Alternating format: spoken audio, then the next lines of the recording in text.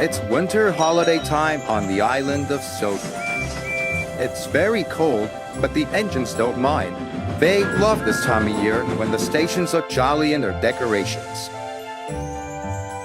There is plenty of work with passengers and parcels to be delivered no matter what the weather. Driver says there's more snow on the way, said Edward. We'll soon be wearing our snow plows, said James. You'll enjoy that, won't you, Thomas? Teased Henry.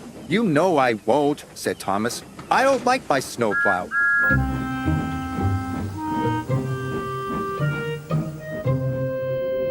Sure enough, that night the wind blew and the snow fell heavily. The next day, Sir Topham had arrived. He told the engines they were to have snowplows fitted. And you are to collect a special from Cowan Station. It's needed for the village feast on Towie's branch line. Thomas was excited about a special, but not about a snowplow. Please, sir, my plow is awkward and uncomfortable. Do I have to wear it? Everyone has to wear a snowplow, said Sir Topham Hatt. The fitters, his driver, and firemen all helped with Thomas's snowplow. We'll have to try that again, laughed his driver. Big, horrid, awkward thing, Thomas grumbled. He was much happier when he arrived at Callan Station and saw his special. It was a beautiful Christmas tree. The tree's to have lights and stand in the middle of the village, said Edward. Make sure you get it to Toby safely. I will, said Thomas.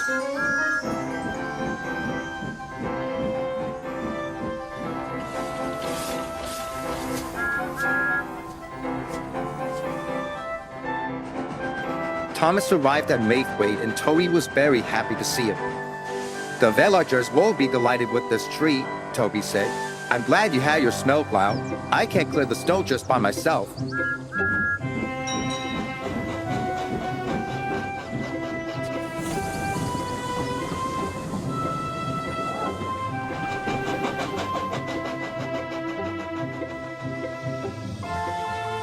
Thomas couldn't see. There was a huge rock buried under the snow.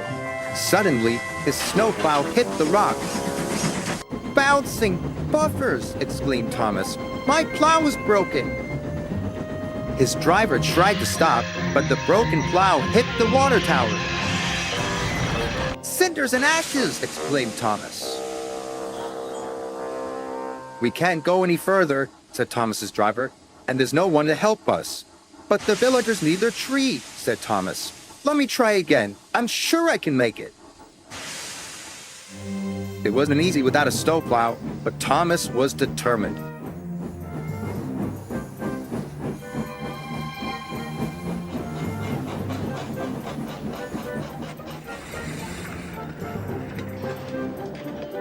He pushed and pushed and pushed.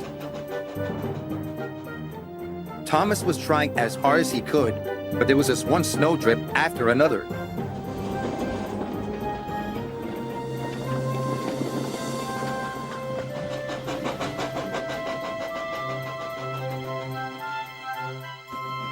Finally, Thomas and Toby pulled into the village station.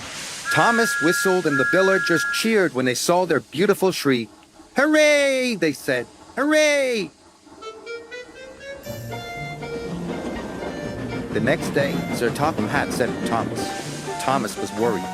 What would Sir Topham Hatt say about his broken snowplow? But Sir Topham Hatt wasn't cross. He was very pleased. The villagers had a wonderful feast, he said. You were very brave to take on that snow without a plow. Thank you, sir, said Thomas. As you know, continued Sir Topham Hatt, there are no spare snowplows, so you'll just have to do without yours for a while. Oh, thank you, sir, grinned Thomas.